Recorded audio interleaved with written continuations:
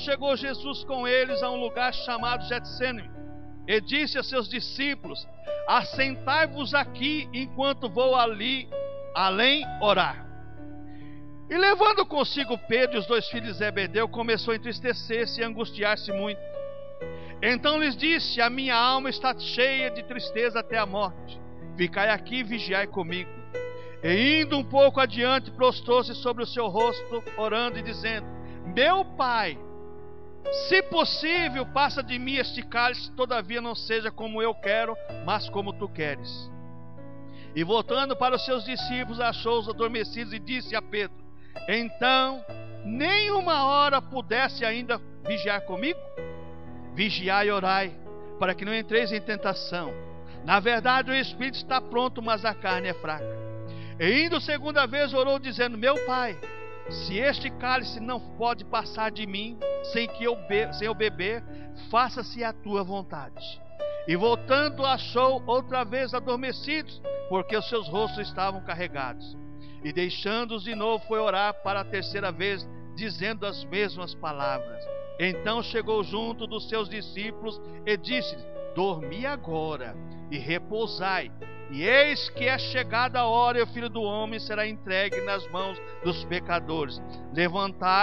Levantai-vos, pois, portanto, eis que é chegado o que me trai. Pai, a tua palavra é santa, é bendita, eficaz.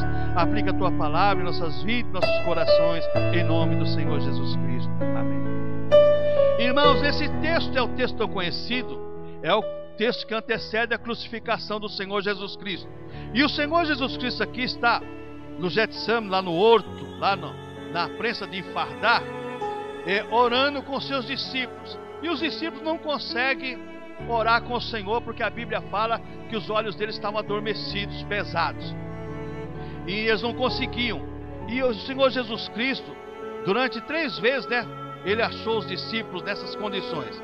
E a mesma coisa é nós agora, muitas vezes nós estamos com o Senhor e nós estamos dormindo, Ainda bem que o Senhor cuida de nós. Ainda bem que o Senhor cuida de nós.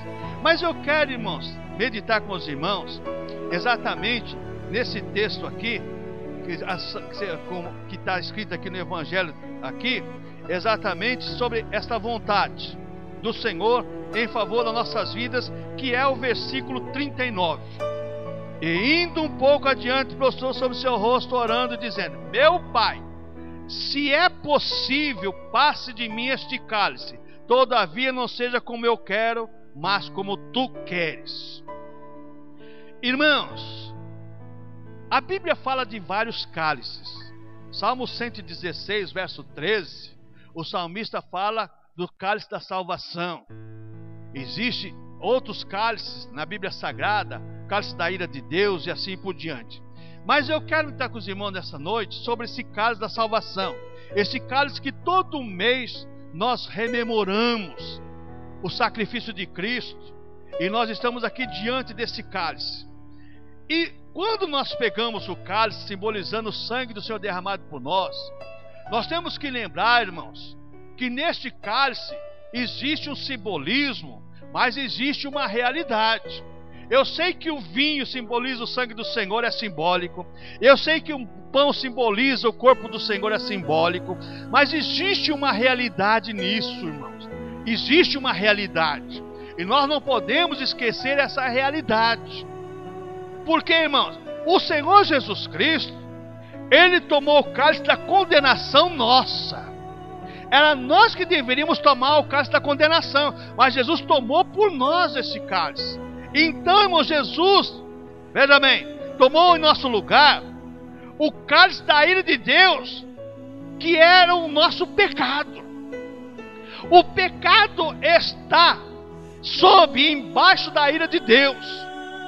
O pecador não salvo, não é salvo por quê? Porque os seus pecados não são perdoados. Quando a pessoa aceita Jesus, nós somos salvos não pelos nossos méritos, mas sim porque os nossos pecados são perdoados pelo sacrifício de Cristo. Jesus tomou esse cálice, o cálice da ira de Deus, que ninguém poderia tomar. E hoje nós tomamos o cálice da bênção, o cálice da vitória, o cálice da comunhão com o Senhor. Mas muitas vezes, irmãos, nós pegamos o cálice, ingerimos o cálice sem lembrar que o Senhor pagou um preço muito alto por nossa alma, por nossa vida. Porque a ira de Deus está determinada, veja bem o que eu estou dizendo, está determinada sobre todo homem. Quem aceitar Jesus, fica livre da ira. Mas quem não aceitar Jesus, já está condenado. A ira de Deus já está sobre a pessoa. Mas Jesus, pela sua igreja, Ele tomou o cálice da ira de Deus em nosso favor. Irmãos, nós estamos hoje, irmãos, vivendo uma época que o Evangelho não é mais o Evangelho da libertação, já não é mais o Evangelho onde Deus, em seu Filho, ingeriu o cálice da condenação. Não, esse Evangelho não. Mas esse é o Evangelho verdadeiro. Deus em Cristo, Ele ingeriu o cálice da condenação nossa, para que nós fôssemos salvos. Nós somos salvos, irmãos, porque o Senhor Jesus Cristo aceitou assumir a nossa condenação. Nós somos salvos porque o Senhor Jesus Cristo assumiu por nós aquilo que nós não poderíamos fazer. Mas é o que Paulo nos diz hoje: mas graças a Deus que nos dá a vitória por nosso Senhor Jesus Cristo. Este cálice nos faz lembrar das bênçãos que Jesus conquistou por nós lá na cruz do Calvário. Irmãos, esse cálice da ira de Deus, Jesus tomou por nós, e hoje nós tomamos o cálice da bênção, o cálice da salvação, o cálice da comunhão com Deus. Irmãos, que nós venhamos a estar nesse momento e vemos participar da Santa Ceia, queremos participar da Santa Ceia nesse momento, irmãos, ser consciente de uma coisa: esse cálice um dia ele foi terrível para a minha vida, mas hoje ele é a bênção da minha vida. Oh, aleluia, irmãos. Irmãos, outra coisa, irmãos, Jesus tomou o cálice dos pecados de todo mundo, mas de todo mundo que venha o aceitar. Jesus morreu por todos, mas não vai salvar todos. Não, irmãos. Jesus morreu por todos, mas não vai salvar a todos. Jesus morreu por todos, mas não vai salvar a todos. Jesus morreu por todos, mas não vai salvar a todos. Jesus morreu por todos, mas não vai salvar a todos. A salvação é de graça, é dada gratuitamente. Só que na salvação, eu preguei aqui no dia 30, Deus já nos dá subsídio para nós segurarmos a nossa salvação. Nós não perdemos a salvação, nós negociamos a nossa salvação. Tem pessoas que negociam a salvação por coisas insignificantes. Negocia a salvação. Esaú negociou lá a salvação por um prato de lentilha. O Esaú. Judas por 30 moedas de prata.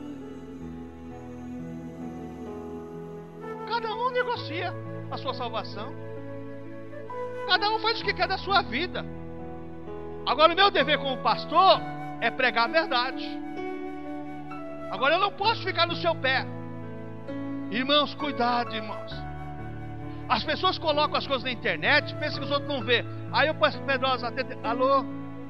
Ô pastor, tá uma benção, hein? O senhor já viu isso? Não. Tá bom, tá certo. Irmãos, cuidado que se coloca na internet. O mundo está pequeno, irmãos, pela internet. O mundo está pequeno. Irmãos, cuidado. Olha, às vezes você coloca uma coisa, sabe, na brincadeira, Mas isso cai na mão da pessoa errada, irmãos.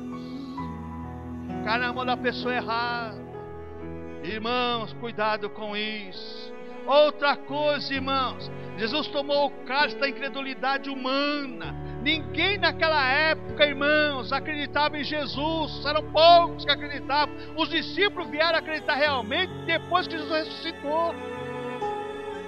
Ai, irmãos, Jesus tomou o cálice da incredulidade humana, o cálice da incredulidade, sabe por quê, irmãos?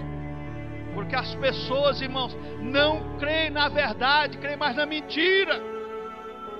Quando Pilatos, irmãos, colocou Jesus e Barrabás, quem foi que o povo escolheu? Quem foi que o povo escolheu, irmão? Foi Barrabás. E hoje o povo escolhe Barrabás e não escolhe Jesus, não, irmãos. Mas Jesus tomou o cálice da incredulidade humana para nos dar salvação pela graça. Pela graça sois salvos por meio da fé, como foi pregado aqui ontem.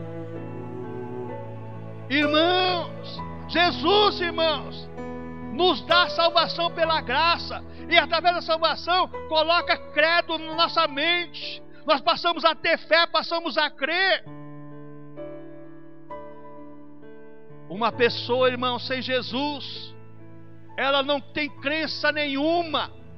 Ela pode até pensar que crê, mas ela não tem crença. Agora, quando nós aceitamos a Jesus, a Bíblia diz bem claro: pela graça sois salvos por meio da fé, isso não vem de vós, é dom de Deus, não vem das obras para que nem se glorie. A salvação é gratuita e já vem tudo em nosso favor. Esse cálice, quem nos dá é o Senhor Jesus Cristo. Outra coisa, irmãos, segundo lugar, como Jesus tomou o cálice. Irmãos, Jesus, nesse verso 39, deixa bem claro: todavia não seja como eu quero, mas como tu queres. Jesus tomou esse cálice com temor e tremor a Deus. Com temor e tremor a Deus. Duas palavras riscadas hoje do dicionário de muita gente: temor e tremor. Meu Deus, não precisa temer, meu Deus é um Deus de amor, é verdade. Deus de amor, é verdade. É Deus de amor, é Deus de bondade, misericórdia, é tudo isso, é verdade. Só que tem uma coisa, irmãos. Existe um hino, um louvor que diz assim, ó: o profeta Deus se aproximando considera-se o quê? Um vencedor, não é isso? Não é um vencedor? Não é isso? É? Não, irmãos, considera-se um pecador. Mas o fogo santo o queimando é outra história. Hoje as pessoas se aproximam de Deus como vencedor. O ser humano tem que se aproximar de Deus como pecador. E o fogo santo vai queimar ele, vai restaurar ele, vai levantar ele, irmãos. Oh, irmãos, que Deus nos dê graça, irmãos, de meditar nessas coisas sagradas. Jesus tomou o cálice com temor e tremor. Jesus tomou o cálice com angústia de alma. Sabe por quê, irmãos? Sabe por quê, irmãos? Olha que diz aqui, ó: meu Pai, se possível, passe de mim este cálice, todavia não seja como eu quero, mas como tu queres. Jesus tomou o cálice com angústia de alma, para que a tua alma tivesse alegria, tivesse gozo. Mas a pessoa toma santa ceia com amargura de alma, amargura de espírito, de ingratidão, irreverência, não tem alegria de ser salvo, não tem alegria pelo que Jesus fez. Mas Jesus tomou o cálice com angústia de alma. Jesus tomou o cálice triste, porque sabia do que ia acontecer conosco, irmãos. Outra coisa, irmãos, Jesus tomou o cálice, irmãos, de acordo com a vontade de Deus. Não foi de acordo com a vontade dele, não. Pai, se possível, passe-me esse cálice com tudo. Não seja como eu quero, mas como tu queres, é como o Senhor deseja. Hoje tem santa ceia para tudo quanto é gosto, irmãos.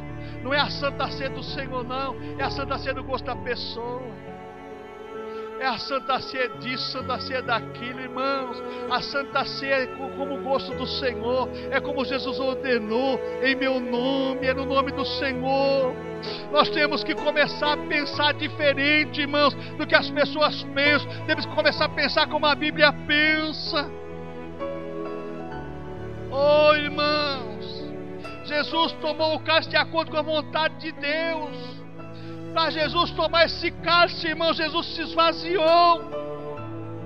Ele esvaziou-se de si, como diz Filipenses. Ele se anulou da sua glória. Mas muitas vezes, irmãos, nós tomamos o cálice sem nos esvaziar da nossa glória, do nosso ego.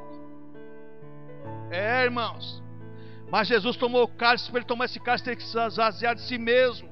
Ele tomou o cálice de Deus no nosso lugar, porque Deus é maravilhoso, é bondoso. Em terceiro lugar, irmãos, o que o cálice é para nós hoje? O que esse cálice é para nós hoje?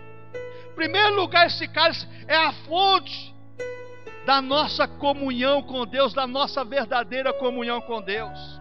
Eu sempre falo, irmãos, Deus não quebra aliança com ninguém, com nenhum dos seus filhos, mas nós quebramos a aliança com o Senhor. Então esse cálice é o cálice da fonte da comunhão verdadeira com Deus.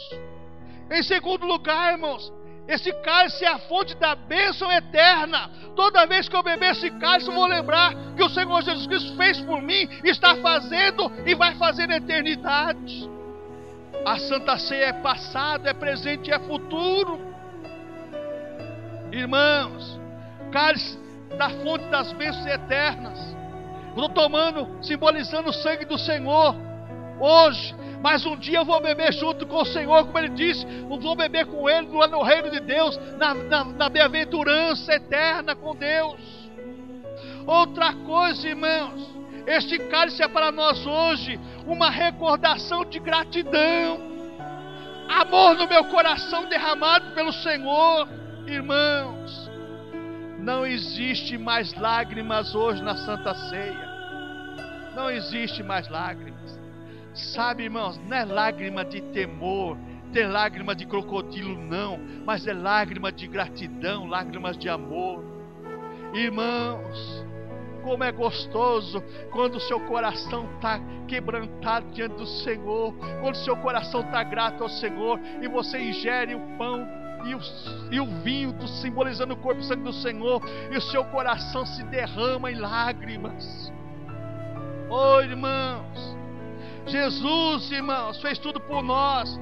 A Santa Ceia hoje, esse cálice é hoje o cálice da recordação de gratidão ao Senhor. Outra coisa que esse cálice é para nós hoje é o motivo de adoração. Toma a Santa Ceia adorando. Irmãos, eu não canso de falar isso. Aonde estão os cânticos espirituais hoje na Santa Ceia, irmãos? Onde? Deus mudou? Não, irmãos. O que mudou é o comportamento das pessoas. Aonde está, irmãos, aquelas coisas que aconteciam? Não existe motivo de adoração. E por último, para nós encerrarmos, este cálice é para nós hoje o cálice da esperança eterna. Jesus veio e um dia voltará para nos buscar. Irmãos, que Deus tenha misericórdia de nossas vidas, que Deus venha nos abençoar. Mas, irmãos, nunca se esqueça disso que eu disse para vocês: coisas horrendas se anda fazendo na terra. O profeta profetiza falsamente, e os sacerdotes se unem com ele para fazer tudo que o povo gosta, e o povo gosta disso. Mas Deus fala: e no fim disso, o que eu vou fazer com isso tudo? Os salvos, irmãos, a Bíblia deixa bem claro em Apocalipse 22: ao limpos, limpe-se ainda; ao sujo, suje-se ainda. Aquele que está salvo, preserve a sua salvação. Aquele que está salvo, procure, irmãos, seguir a salvação. Aquele que está, irmãos, sujo, se lambuze, porque no inferno vai ser dolorido. Aproveita, quem está sujo, aproveite se sujar mais ainda, porque lá no inferno não vai ter retorno. No céu existe bênçãos e bonança para todos os salvos.